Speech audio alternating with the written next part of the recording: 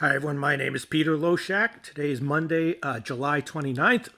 Hope you had a nice weekend. Hope you're having a nice summer. Hope you're having a nice July. I'm going to tell you what my plays are on the very small MLB card tonight. It's a small card, kind of a lot of plays that I'm on. They're all super obvious. Maybe public plays. I don't know, but overall, I think they're solid plays, and I'm on them. I'm going to share with you what they are. I haven't had time to look at the opening lines for Tuesday yet, and a lot of times, those as my regular viewers, I'm sure are starting to notice, those few plays that I give on the opening lines tend to be the strongest plays overall that I have. But maybe I'll do that tonight. Maybe I'll get to the Tuesday card tomorrow. But small card tonight.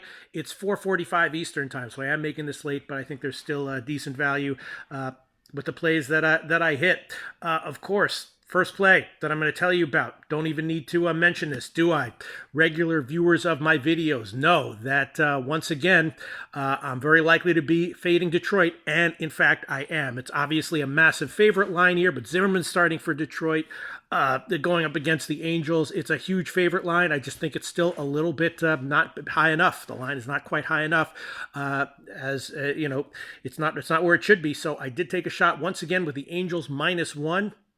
Fading Detroit game in and game out every which way has been a very obvious thing to do over these past bunch of weeks. Maybe it's been a very public thing to do. I don't know, but it's been very, very, very successful. And I've been talking about this for weeks now, it seems. I don't even know. Someone asked me specifically about, I think the first game on Twitter, the first game that Zimmerman started for Detroit. He said, do we fade Detroit with Zimmerman starting? And I responded on Twitter, I think going forward, we fade Detroit any way we can, first half, second half, full game, whatever. And that was a bunch of weeks ago, and of course they've only won like one game since then. So I'm doing it again tonight. LA Angels -1. If it loses, that's fine.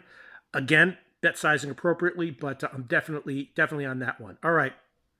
Rest of the card. Let's see what we have here. The Dodgers and the Rockies is another play that I hit.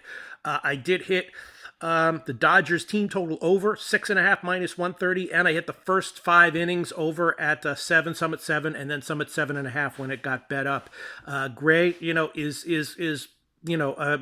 decent. He's admirable. He's solid, but this is not a good spot for him. Obviously, the Dodgers lineup is very dangerous here, and he can be vulnerable at home. So I think that the Dodgers, are more likely than not to hit Gray. Maeda has been struggling himself recently, so not clear what to expect from him here. But I think he's also, more likely than not to get hit. So I'm liking the over in this one at 13.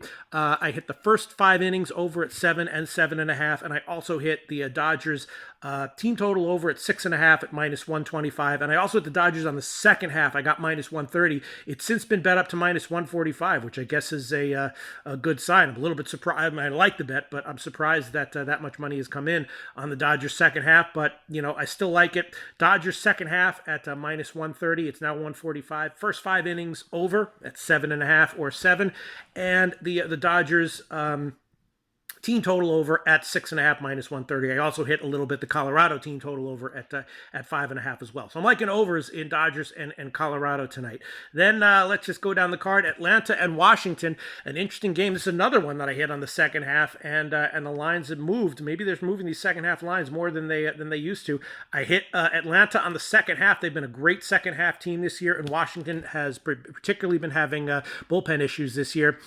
So I hit Atlanta on the second half at -110. It's now up to -120, and I'd take it at 120 if I didn't already have it. And then I also hit the second half over in that one, 3.5 -115. It's now all the way up to 4. So money's been coming in on the second half over, and Atlanta on the second half. I hit both of those before the moves, and if I didn't have those plays already, and maybe I'll hit them again, I would definitely hit them at the current lines, -120 and over 4. So I hit that one, Atlanta -120, and the over at 4 on the second half.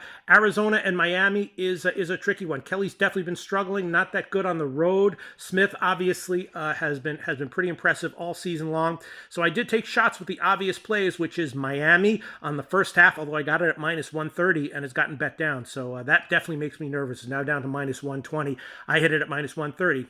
there you go. I admit when I'm on the wrong side of a move. I'm not always just telling people on the right side on the right side of the moves that I bet. And then I took Arizona on the second half at minus 125. So we'll see how that game turns out. Again, the line movement is not encouraging, but that's what I did. There's been a big movement in favor of Arizona in general on the full game. Pittsburgh and Cincinnati, pitching change for Pittsburgh. Lyles is out.